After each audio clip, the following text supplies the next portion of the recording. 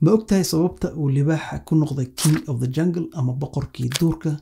dabcan wada ogsoonahay xayawaanadoo dhan ma ahan libaaxa midkooda ugu xoog badan, midka ugu xeelada badan, midka ugu dheereeya, midka ugu aragtida fog, intaba ma ahan. haddana wuxuu kasbaday maqaamka inuu noqdo king of the jungle ama boqorkii duurka. xayawaanadoo dhan markay libaaxa la kulmaan, xataa maroodiga, waxay ku fikiraan hal shay, sida ay ku baxsan lahaayeen, halka libaaxa uu ku fikiro sida uu ku qaban lahaa oo markaas u cuni lahaa. xayawaanadoo dhan waa wada xayawaano dhammaantood, laakiin libaaxa wuxuu dheeryahay xayawaanada kale mindset, sida maskax, sida uu isku arko asiga, kalsoonidu isku qabo in uu ka xoog badan yahay, ka xeelad badan yahay, ka caqli badan yahay, ka orod badan yahay.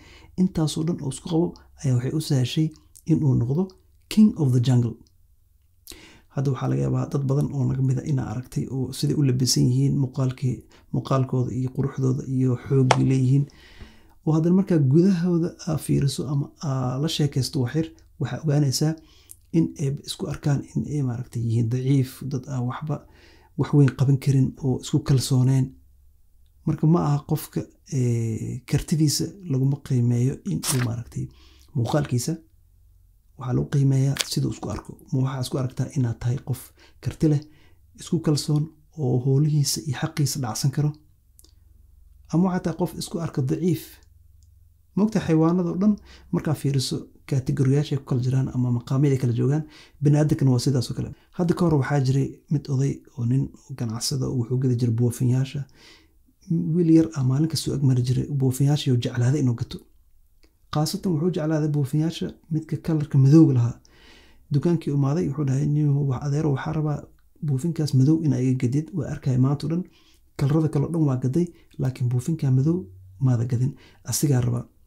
marka ninkii dukaanka lahaa wuxuu dhahay, wiilkii u sheegay markaas wuxuu dhahay buufinyaashan o dhan waa isku mid, kalarkay ku kala duwan yihiin, laakiin gudaha hawada ku jirto helium waa isku mid, waxa islaama male.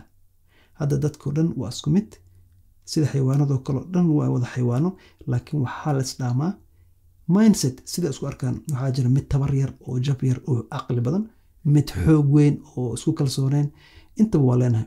markasta oo aa wax ka bedesho sidaa isku aragto, sidaa isku kalsoon tahay, isla markaana waxaa wax ka bedelaysaa sida dad kale ay kuu arkaan, inay kugu kalsoonaadaan. waxaasoo dhan waxaa furu ah marka hore in aa adiga isku kalsoonaato oo aa mindsetkaaga wax ka bedesho.